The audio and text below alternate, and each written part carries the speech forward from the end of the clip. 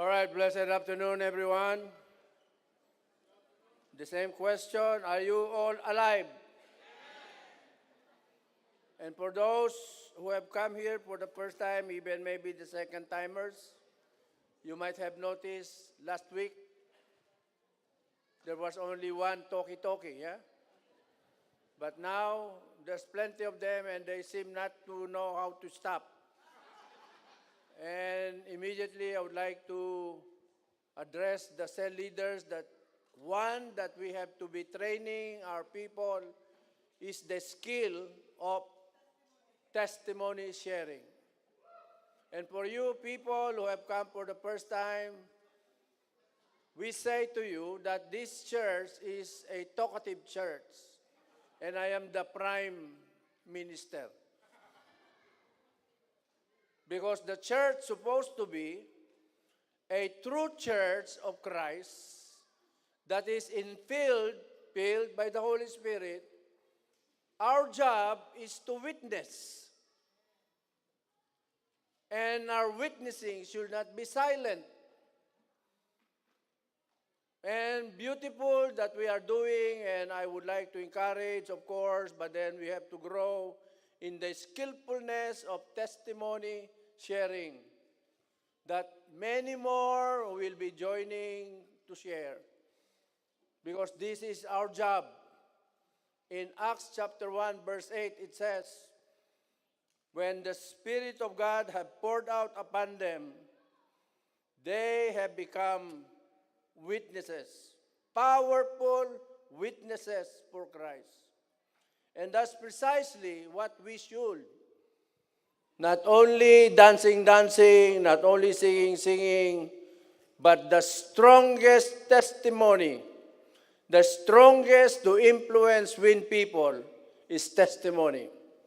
And if you have read John chapter 4, how the Samaritan woman immediately was so passionate to reach out to people that they do not know God. And so, my brothers and my sisters, as a church, our job is to win the world. And the very, very weapon we can use is our testimony of changed lives, testimony of miracles, testimony of victories. Amen. And so, let me continue with this series, and I believe I can finish this. And it is all about the journey of faith with intentional discipleship. And let me just again remind you that the journey of faith, as is it called, journey, it is really a journey. And the journey is up and down, easy, difficult. For you people who have gone through whatever that you are doing, journey-wise, maybe you have climbed mountains, you were a mountain trekker, you are a mountain climber, maybe you're just plain kalamig journey. Do you know the Kalamig journey? You're walking along the beach, very cold, and suddenly you will see Brother Glenn, Kalamig ministry. So my brothers and my sisters, each of us should know that we are supposed to be journeyer. Because our father in this journeyer of faith was a journeyer. And Abraham said, my final destination, my residence, my home is in the presence of God in heaven. And so let me just remind you that there is such thing as father of faith in the book of Genesis, the book of Hebrews. Of course, I've discussed this twice already. Now I will be again going through it so that you will really get it and understand that the initial phase of the journey is being called out. And Abraham, living a comfortable, rich, cultured, educated, rich place called the Ur, the land of Chaldeans, was called by God, and I said, he just didn't call Abraham. But maybe first he introduced himself, considering that Abraham was a pagan person, meaning to say he didn't know about the God, the only God, the God of all gods, the creator of all things, the owner of all things, sustainer of all things, the holy God, the loving God, the faithful God. So he introduced himself. And I said yesterday, he must have said to Abraham, "Come, I will show you a new way." And immediately, most probably, he said, "I will show you love." And of course, we know the story. Abraham knew, understood maybe slowly, that who God is. So he responded to the call, went out his way, left his place, left his families, and he began to journey. And then, of course, I said, being called out is like becoming again in relationship with God. There's a lot of people, even among the Christians, that they just are religious. You do your things religiously, faithfully even, but there is not a manifestation of godliness, of a relationship, that somehow you will have that kind of element so important. It is the fear of the Lord. And of course, religious people, we know religious people. I used to be a religious person. I just comply with the religious demands, and that will be all right. And then I will be living my life the way I want my life lived. And among you, maybe you have the same experiences. And there is one so particular person, and his name is Nicodemus. He is the chief Pharisee. He is the chief priest. That he has to navigate during the night to be connected with Jesus. So he was religious, but Jesus had to confront him when he was asking about, "Why, Jesus, why are you doing all these things? Tell me." And Jesus, of course, responded, you know the answer. Do you? That Jesus said to him, "Nicodemus, you must be born again." Initially, he said, "Be born again, because you cannot see the kingdom of God unless you are born again, called out from your dark, wicked ways." And then, of course, the second, Nicodemus, still arguing with Jesus, and Jesus said, "Unless you are born in the Spirit and in water, you cannot enter the kingdom of God." And then, finally, he said, "You must be born again." And I've met a lot of Christians, they said, religious at that, and they will not believe the word of Jesus that they needed to be born again. And the real, what do you want?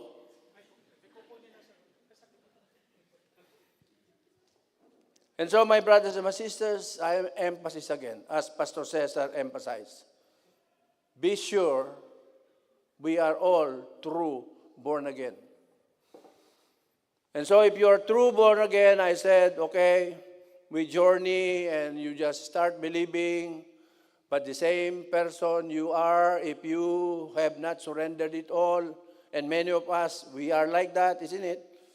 Because we didn't know, we didn't realize that there are some parameters, criteria, until, of course, you are being taught. And I said, back to Abraham, if Abraham must have someone to guide him, to teach him, to mentor him, Abraham must have done better like we are doing. And I'm expecting that the Pag-asa Center people, especially the true disciples, we can be better than Abraham. And no one answers. You don't believe. You are still in that believe situation. You don't believe what I'm saying, that you cannot be better than Abraham. If Abraham was a cheap liar, will you maintain being a liar? You know, I was mentioning the first struggle that I thought it was okay is the alcohol. And then the next, as I believe, is the lying. And because in my religious background, lying, they call white lies. And being a doctor, being friendly, being a barkada with the patients, when the patient comes and they will say, doctor, can you give me a certificate of this, that this is my expenses so that I can charge the insurance? Very quickly I will write, because I'm helping. And then I was a cheap liar in that sense, because I thought I was helping, until I was so confronted by the Word of God. And as I was reading, studying the Word of God, there are plenty of lying situations that the conclusion, God hates liars. You know the reason why we have become Pag-asa Center? It is because of that man, that may tama man. You know, I don't know if you know this story, darling. During our time there, so we were having trouble, and Brother Romel told me something. And then my friend pastor challenged me and said, tell me who he is. And because I know what will happen to Romel, I said, no. And then my friend pastor has become my enemy. And we were driven out. And the last to be driven out is Romel. He didn't know this, but I did pout for you. I did not tell a lie for your sake, because I love you with an everlasting love. And so, my brothers and my sisters, I can attest to you that I don't tell lie anymore. My wife will always confront me, and I cannot tell lie. So I am put in bad situation. Did you do this? Yes. Do you know that I don't like that? Yes. And so, my brothers and my sisters, do you want to still stay in that situation? You as a believer, number one, liar ka pa rin. Isn't it? You make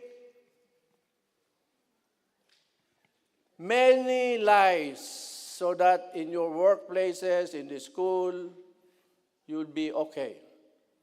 But the God who knows, and He hates lying, and the requirement of rapture is like this. Do not be sexually immoral. Do not be, you must be blameless. A liar ka. So meron siyang argument sa'yo. So you are a liar and God can say to you, you did not qualify. You're number one lying. And your pastor was already telling you, lying is a no-no to God. Yeah? And we dissected Abraham. There's plenty of lies. Until he reached a point that he believed, his believing became belief, that he was now sure, certain, and convicted that he has to stand his ground. And eventually met with God. God met him in Bethel, that he built an altar. And I said, that was when he started calling God his Lord. So the faith has become established, isn't it? And so the next journey is about daring date. Do you know where Abraham dared? When you say dare, sa Tagalog muna, nagtapang-tapang ka. Isn't it? You just want to dare, but you don't know that you are daring God. You thought you can do it on your own. And that is the occasion that Abraham dared, because he is hungry, dared to go to Egypt, and you know what has happened. Lying, and almost Sarah was taken by the Pharaoh.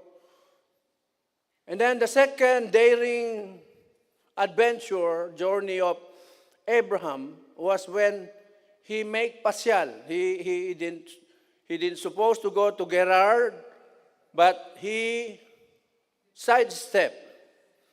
So he dared to disobey God to go and proceed to the land of Canaan. So he went to Gerar, wherein he met the king Abimelech. And we know what has happened. Again, Sarah was so beautiful. The king Abimelech was attracted, and he took Sarah until God interfered.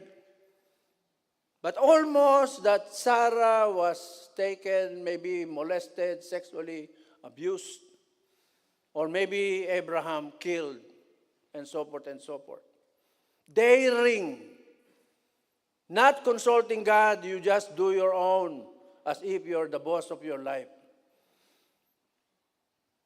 And we know what is the result.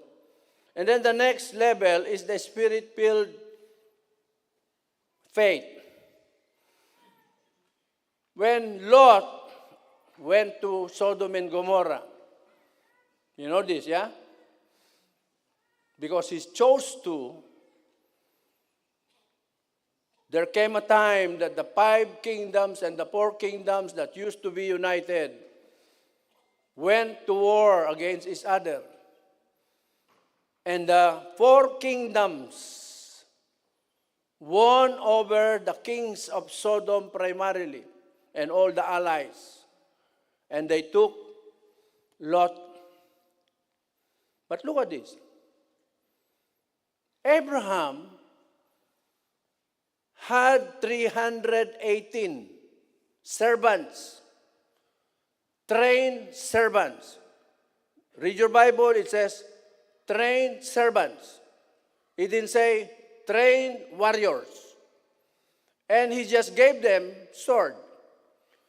Maybe they just gave them cuchillo, a knife. And they pursued those four victorious kingdoms so that he will be able to take back Lot and his family. And praise the Lord.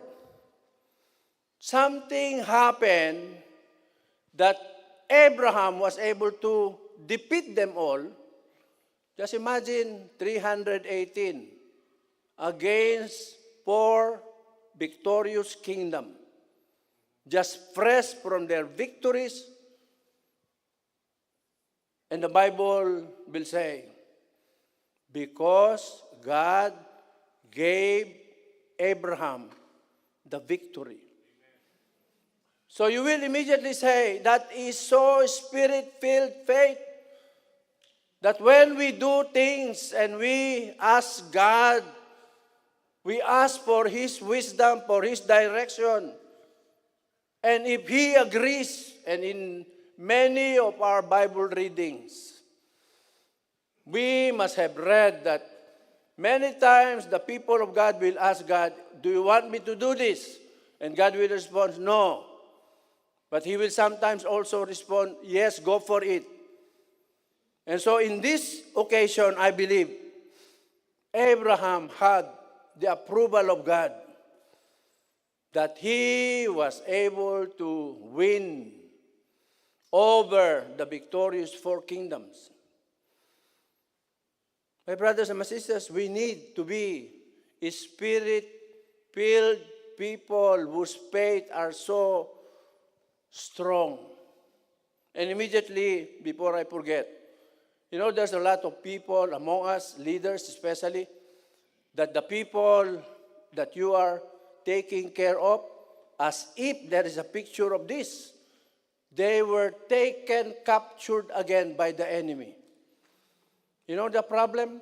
Our problem, and I know the problem. You will always say, oh, because he is hard-headed, she is hard-headed. I cannot do anything. I cannot help. So you just abandon your job, leaders, to pursue people that God has given us. Isn't it? I don't know how convicted you are, or maybe you are, naubusan ng English, sister. Yung para bang ikaw ang may sala sa English. You're guilty of not doing your job. Isn't it? A shepherd, which we, the leaders, should do if 99 will, if one is lost, then you will sing, and I will leave my 99 and pursue that lost one. We fail and are guilty of this. What is needed as journeyer of faith, infilled, powered by the Holy Spirit, my brothers and my sisters, is still a doable job. Abraham showed us a picture, 318 versus 4 kingdoms. Meaning to say, 4 kingdoms or 4 legions of demons. But Abraham pursued his nephew. And my brothers and my sisters, the people that God gave you, and up to now, you just have forgotten them because you concluded in their stories that they are so hard-headed, naughty boys, naughty girls. Not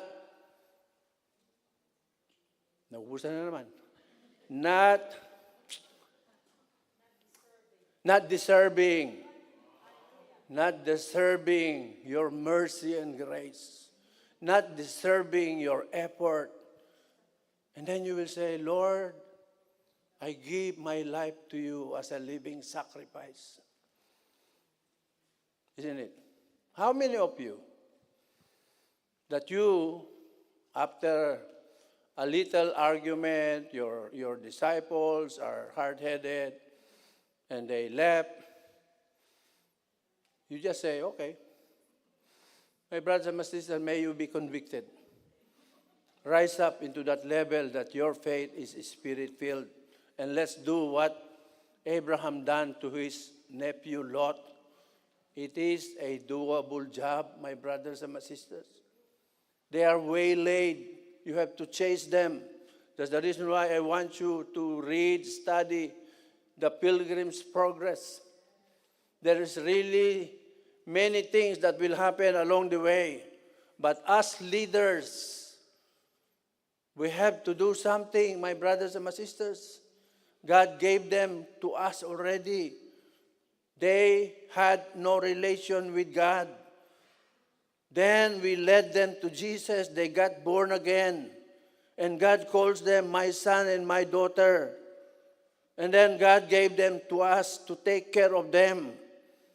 And then suddenly, here you are, surrendering your responsibility, your authority to pursue. How many of us are guilty? Many, I know. And so, my brothers and my sisters, I would like you to consider this and pray to God, Lord, let me remind me all those people that have run away from me. And you will consult him and say, Lord, do you want me to pursue them? And I promise you, if your heart is right, your mindset is for global conquest, and you say that prayer, God will pursue them. And if he will say that you pursue them, he will make a way because he's the one that will do the battle anyway. You still remember 2 Chronicles chapter 20? Jehoshaphat? That God said to Jehoshaphat, just believe and trust. Just go and I will do the work. I will go for you. My brothers and my sisters, how I wish as we journey, as we study this journey of faith, it will help you really decide because it is a decision to make. It is a commitment to God and say to God, Lord, you called me, not only called me, you sanctified me, and we always declare by the blood of Jesus we are sanctified for Him. For what? If you are a leader, my brothers and my sisters, let's wake up. And then the transforming and defining faith of Abraham, he was 99 years old, and God told him, hey, we'll start a covenant now. I'll be serious with you, Abraham. You have to be serious with me. And God said to Abraham, you have to circumcise yourself. 99 years old to be circumcised. You just imagine. To those people who knows about circumcision. And he circumcised himself. And God said to him, go to Sarah and make baby. Just imagine. Newly circumcised, namamaga pa. And then comes Sarah, makunat na. You can imagine the effort, isn't it? You can imagine the effort of Abraham. But because he believed, he can do it. And Sarah, you remember when Sarah was told you will be pregnant, and she laughed, and God was displeased that he has to confront Abraham. Why did your wife not believe? And Sarah said, no, I did not. But God said, yes, you lied. My brothers and my sisters, let our faith have stories, legacies of having transformed and defining faith. One day, my brothers and my sisters, we will be tested big time. And Abraham's big time testing was when Isaac was about a 14 years old, 15 years old lad, that God said to him, sacrifice him to me. And Abraham brought him to Mount Moriah. to slaughter him. And I said in my preaching sometime, Isaac must have also thought about God. He must also have understood about God. He must have understood God is a good God, a loving God. 14 years old, he knows. And he said to Abraham, where's the sacrifice? But Abraham, of course, said to him, you are the sacrifice. Just imagine, if Isaac himself did not believe, nagtatakbo na yon. He ran away. Isn't it? No one among us will just lie down to be sacrificed. So father and son had almost the same level of faith. Right now, I said, maybe Pastor Rashay, my relatives, my friend, the primary 12, last night they were urging me, go to hospital, you're dying.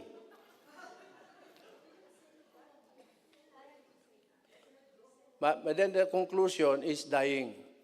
Yeah? You're already so short of breath. Someone is waiting for you in A&E. If you need a driver, we'll drive you. But I know my God, and my God sustains me. That I did not go for it. But praise the Lord, somebody gave me a medicine this morning, and if I cannot hold it, I will say, break muna. Iihi muna ako. So as if my time of testing is this one. I used to be very athletic, and they envy me being 75 years old, but still, they tell me you are like a young man. Then suddenly, the AF related most probably to COVID, and I have congestive heart failure, that I read a lot, educate myself again, that the risk of sudden death, stroke, heart attack will happen. But God is good. I'm just being tested. Amen. And so let's progress. I said the one that we'll be talking about is about the fruitful growth in our faith. Because yes, we have reached that point that we have faith. We are so convicted, we believe, nothing can stop us. This is it. But after we have reached that, Jesus wants us to progress even more. And He wants us to eventually become fruitful in our growth, in our journey of faith. And immediately you know what is about fruitfulness. You should know the demand of the church to every one of us. John chapter 15, 1-8. I am the true vine, said Jesus. You are the branches. If you bear fruit, you are very good. But if you do not bear fruit, you are in bad situation because I will cut you out. And so, my brothers and my sisters, let's go and learn about this in 2 Peter chapter 1, verse 5 and 10. The initial part of that scripture, it says, be very diligent. And I hope you understand what is diligence. In the Merriam Dictionary, it means diligence is being steady, being earnest, and with energetic effort, devoted and painstaking work and application to accomplish an undertaking. So the undertaking that we have to go through is 2 Peter chapter 1, verse 5 and 10, and let's open our Bibles.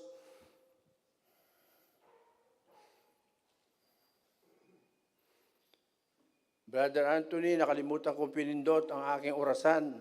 So I don't know where I am now. So remind me, brother.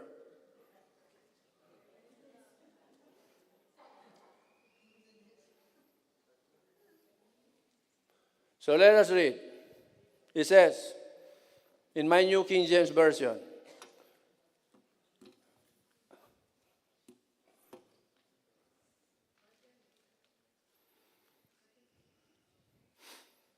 but also for this very reason, giving all diligence, add to your faith virtue. To virtue, knowledge.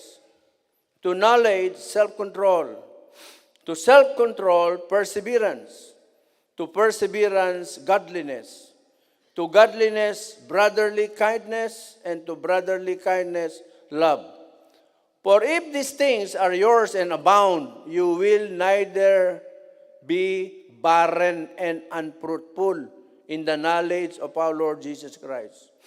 For he who lacks these things is short-sighted, even to blindness, and has forgotten that he was cleansed from all his old sins. Therefore, brethren, be even more diligent to make your call and election sure. For if you do these things, you will never stumble. Amen. So immediately, my brothers and my sisters, let us dissect what it is, what it means. Adding from our faith, virtues. And you understand what is virtues? In the definition of the Bible, of the dictionary, it is moral standards. And of course, whose moral standard are we talking about? Because if you talk to an atheist, they have different moral standards. But because we are children of the King of Kings, the God of all gods, of course, our moral standard is patterned from the Scripture. Amen. And so you understand that. You should understand that we need to grow in Christ-likeness. It is a process. Amen. And so you will ask me, how is it attained? And for you, especially the old-timers, you know how this is attained.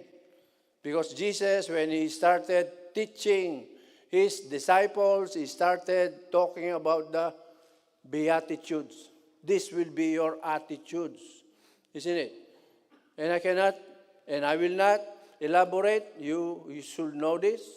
If you don't know, go to Brother Rommel and all the cell leader. Go to Pastor Shea. Yeah? And then, Philippians chapter 2, verse 5 and 11 is all about humility. It all starts and finishes in humility. The reason why we will not do what God wants us to do is because our humility position. If you want to be so Christ-like as Jesus humbled himself, being God, to become human, even humbled himself to go to the cross, to die on the cross. That is the kind of humility God demands of us. And of course, Christ-likeness. Christ, when he was on earth, and this is the emphasis for us as a G12 church, you should know this, it's all about your devotional life. How many of you still not doing your devotional life? If you're not doing them, go to Pastor Shea, because he will always post so elaborate. And she was telling me, many among the girls are growing in the knowledge of God. There's already a help for you so that you will know more about God, learn more about Jesus, learn more about the Spirit of God. His demand. And so, my brothers and my sisters, the devotional life, the cell life, so important to emphasize. I talked about this already last week. And then the church life, the student life, especially the life class journey here now, that I will always say, don't play around with this. Play around with this, and you cannot progress. Brother G will always tell me, there's plenty of students. Like, for example, now there are around 60 plus. Then we will just find them out along the journey of School of Leaders, reducing in number, because nothing happened in the life class because you were just playing around. And for you people to be reminded, by the way, the weekend encounter will be in South End. We cannot help ourselves because we are just renting this place. And incidentally, the venue that is just available can only hold 50. Total, if you will come, if you are faithful to God, faithful to your calling, you believe that life class can help you, whatever reason, there is no reason acceptable. Go to South End. Go to South End. And my decision is final. And if you will say, oh, there's many excuses, outrightly I will say, you did not prepare for this. Binola-bola mo lang kami. You were just pushed to go through, but you are not focused in Christ so that you will develop a life in Christ seriously. If you have any other option, maybe you will say, oh, my way of doing Christ-likeness is different. Go where you got that. Don't continue with us. Go where you want. But for these people that we are trying to help, the life class means a lot. And so, my brothers and my sisters, student life. For most of us Filipinos who came to UK, we are all educated. Isn't it? No one in UK that came here grade 6 lang. Most are educated. You cannot make it in United Kingdom because United Kingdom will hire educated people. But depending on your way of being educated, if your education was just a play around, that you, if you're a nurse, you have killed many patients already. If you're an engineer, all the bridges have gone down. Isn't it? And so, my brothers and my sisters, life class is something so important in the journey. Because I said, we don't need permanent followers. You just follow. We need leaders. Because followers, you just say, oh, sweep the floor. That's all that he can do. Pick up the garbage. That's all that they can do.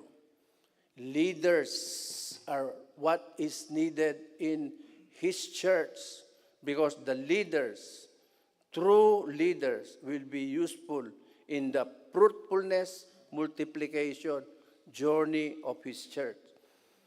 Amen. And then I said, generous life. You people going for the encounter, you know, there's a portion there that will talk about money. And Sister Marie might be the one that will talk about it. Because now, even in your life class, we teach you, your money is not your own. It is God's. We teach you now to learn how to be generous. Generous in the sense that when God demands of you 10%, That is His, whether you like it or not. Don't argue with me that that is an old law. And not only that it is tithes, but also love offering. And I always check our balances. And I see a lot of people in Pag-asa Center. 10 pounds, 20 pounds. That is what a poor Christian can do. If you are being blessed by God and you know, understand who God is, that He owns everything. He owns your life. And He's just telling you, pay your tithes. It is a payment that He demands. But believing that who God is, He is Almighty, Sovereign, the great provider. He owns everything. That nothing He cannot give. If He has given Jesus to us, in the book of Romans, He says, even more, if you ask more than, He will give you. But the condition is your faithfulness in your giving. My brothers and my sisters, question me. You argue with me. If you want to argue with me, bring all your materials. I will argue with you. But I see 10-pounders, many 10-pounders. There are only several of us who are true tithers. And I know their lives. And their lives are doing beautiful. And if you have read Malachi, you should be terrified. Lifestyle. Jesus gave it all. And you can only give 10 pounds. Try God, and you will see what God can do for you.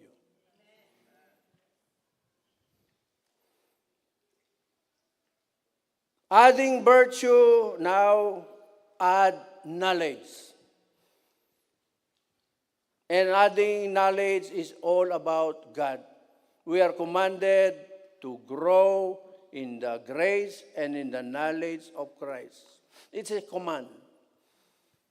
And we have started something that Gosyo will always say to me, people are not going into it, let's stop it. But I persisted, I said, let them one day, we will find solution. We have a Bible study, we have an evangelistic night that can help you grow in the knowledge of God, and you just ignore them. How many of you pursue knowledge? You think reading can help you? Yes. But more that can help you is added hearing, watching. And I promise you, those who are in the evangelistic preaching and Bible study, they have improved marvelously. That you will be touched if you so listen, focus. My brothers and my sisters, that's why you primary leaders, compel your disciples to go into if you're the speaker, ask them, tell them, watch me, do my job, and I promise you, you will get something. Can you do that? Especially si Sister Doris, ang galing-galing magturo. Yung mga evangelist natin dito. So powerful. Repeated messages since we started them. But beautiful messages that can touch our hearts. And then we can say, I have grown in the knowledge of God. Do you still argue that God is a triune God. There are still many people that comes to church, they argue about Trinity without actually understanding. They just watch YouTube people that disagree with Trinity doctrine and they will argue with me, but they don't really understand. My brothers and my sisters, what is being imposed in growing in the knowledge of God is about developing the fear of the Lord. Understanding the God who loves us so much that your response is to love back God 100%.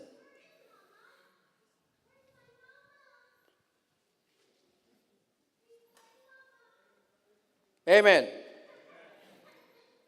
And then self-control. 1 John 4:4, we are indwelled by the Spirit of God. All the powers outside, we are able to defeat.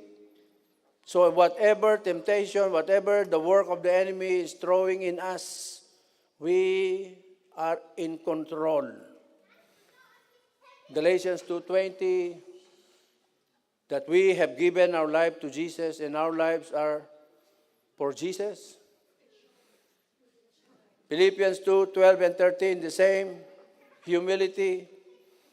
Galatians 5:22-23 is about the fruit of the Spirit that you expectedly, my brothers and my sisters, should be manifesting, able to control yourself. Control from displeasing God. Control in obeying God rather. Amen. And then, after self-control, perseverance. We need to persevere. This is a journey. It's not easy, but it is doable. In Philippians 4:13, of course, this is my favorite. I can do all things through Christ who strengthens me. And 2 Timothy chapter 1, verse 12, it says,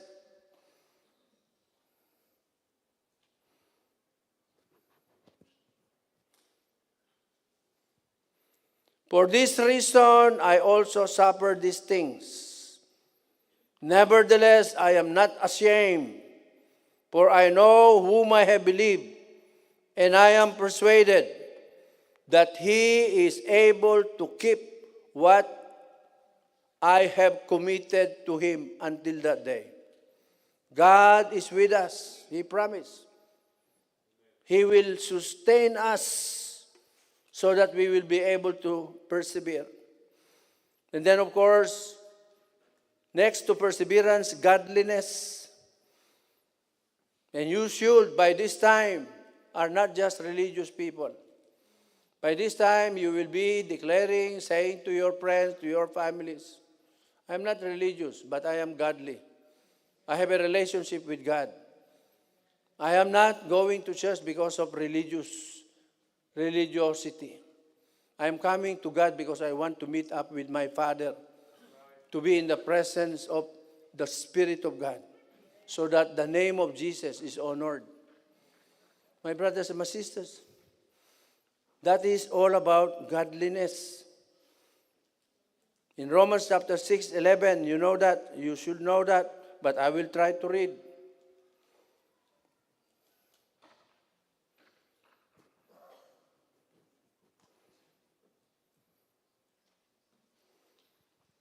It says, likewise, you also reckon yourself to be dead indeed to sin, but alive to God in Christ Jesus, our Lord.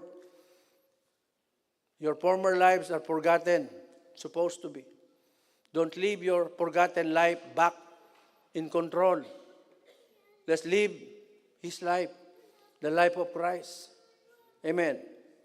And then, next to godliness is brotherly kindness and love.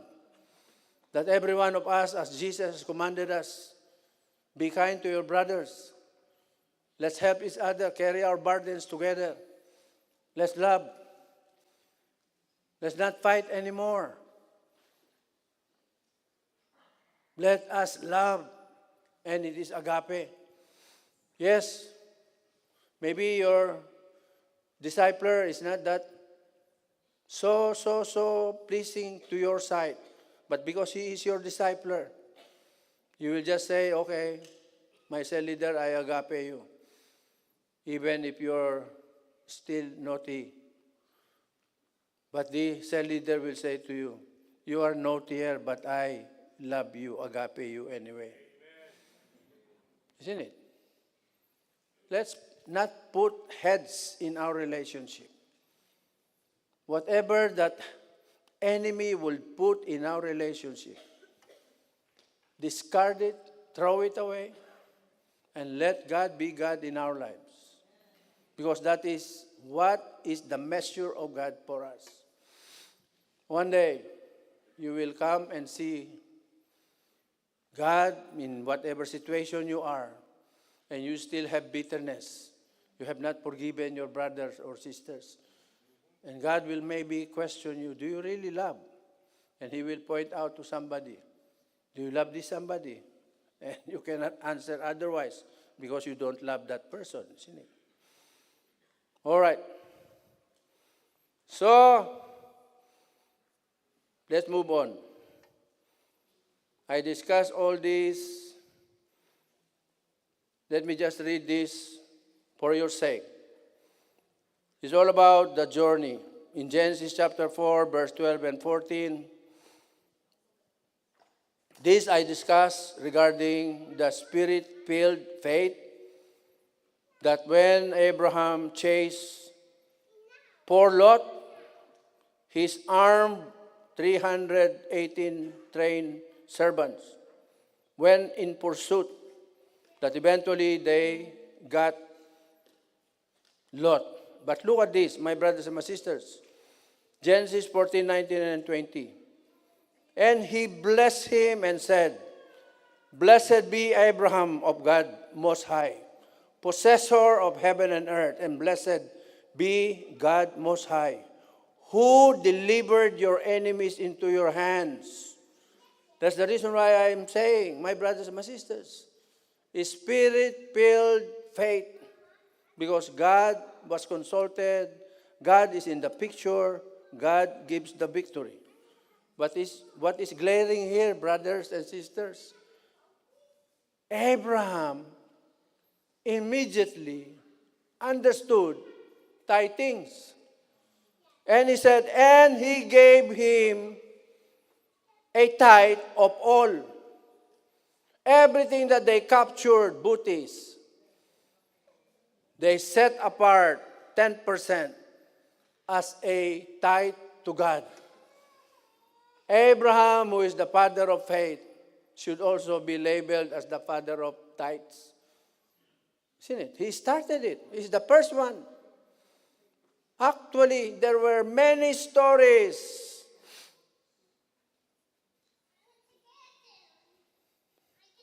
Abel and Cain should have known better.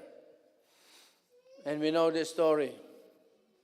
But here, as we study Abraham's journey in Genesis 14, he tithed. Kayong mga reklamador, you who do not tithe and you complain, that you will say, this is what they said. But this is what the Bible is saying in Abraham.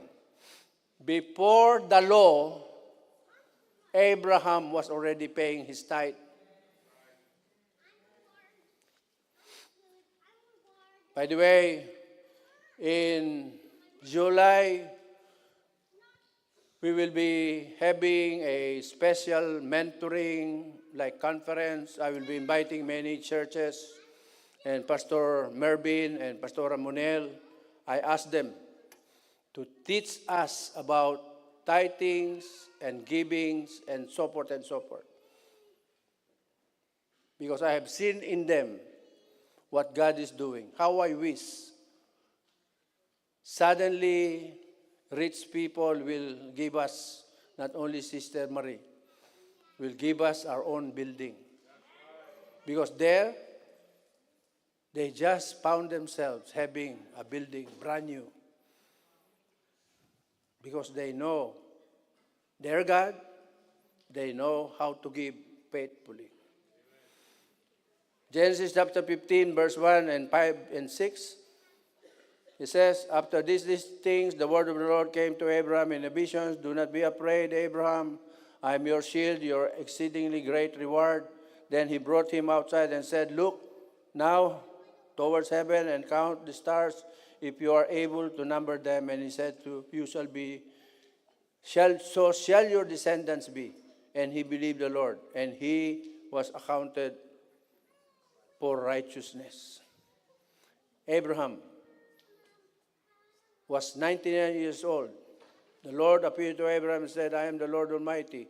Walk before me and be blameless, and I will make my covenant between me and you, and will multiply you exceedingly. And Abraham fell in his face, and God talked with him, saying, as for me, behold my covenant with you, and you shall be a father of many nations. No longer shall you be called Abraham, but your name shall be Abraham, for I have made you a father of many nations. The sign of the covenant is tule. And of course, Genesis 21:23. Isaac was born. And then the testing and the supernatural faith of Abraham. But this is very important that I will tell you, brothers and sisters. In Genesis 22, verse 12, it says, and he said, do not lay your hand on the lad, and do anything to him. God was saying to Abraham, I know that you fear God, since you have not withheld your son, your only son from me. You know, the bottom line of all this journey thing is about us growing in the fear of the Lord. In the Bible, there's a lot that will say, fear God. The beginning of wisdom is the fear of the Lord. In here, the father of faith, when he was tested big time, God concluded to him, I know you fear me. That's the reason why you were able to obey. My brothers and my sisters, our journey of faith is all about obedience. It's all about having the fear of the Lord. And the reason why, my brothers and my sisters, sometimes we falter in our journey, we just, like becoming no more fire and so forth, is because somehow you lost the fear of the Lord. As if God is no longer in existence. As if God cannot do what He can do. That we can just do what we want to do. And if you are reading your devotional reading in Jeremiah, how rebellious the people of God. In their rebelliousness, God responded, and His wrath came upon them. Just imagine, God was telling Jeremiah, tell my people, look at this, very, very important for you. God told Jeremiah to the land of Judah and even the north kingdom, but specifically the land of Judah. Let yourselves be captured by Babylon. Go there, and I will let you live. It's just like saying, Lord, they are enslaving us. They are torturing us in Babylon. But God said, go there, because I will keep you in Babylon. I will still sustain you in Babylon. But most are so naughty that they will say, oh, how can we believe that? We are supposed to flee from our enemy. And so what they have decided, they went to Egypt. Isn't it? Read through and you will find out. All those that went to Egypt because they thought Egypt is a safe place, they can be protected there. God started throwing all his wrath upon them, that even the Egyptians suffered. All of them, they died. All those that went to Babylon were sustained. Do you know the story of the people who went to Babylon? They were able to go back to their land. Those who went, of course, they died already. Those who have gone taken by Assyria, up to now, the Assyrian, the dispersed Jews are still so scattered around the world, as if God has abandoned them. My brothers and my sisters, let us fear God. Let us obey His word. And for our sake as a church, we know already what God wants us as a church. As a church, you know what should be a church should do. Christ is the head of the church. Christ gave the ministry, the leaders' ministry to particular people, so that these particular people who were given the gifts of prophecy, gift of evangelism, gift of an apostle, gift of pastors and teaching, will be able to help and guide people, so that the people that are processed, helped, like Life Plus, eventually they become so useful and strong, so that the collective work of the church will be effective. And our job, and you know this, the Great Commission, win the world for Jesus. Take care of those precious souls, that none will be waylaid. Love them as God loved them. Mahirap ba yung gagawin natin? Is it difficult? My brothers and my sisters, I hope this series help you, that something beautiful will happen along our year 25, writing, building our legacy, individually, as a cell, as a church, to the pleasure of all, the pleasure of God, who is all in all. Amen. Father, we thank you. We bless your holy name, for you are good. Thank you, Lord, for this series, going through the journey of Abraham, that may we as your people have learned and have understood that this journey, O God, is a journey initially or firstly having or developing the fear of the Lord, and that obedience is easy to obey, to do. So God, blessed be your name, in Jesus' name.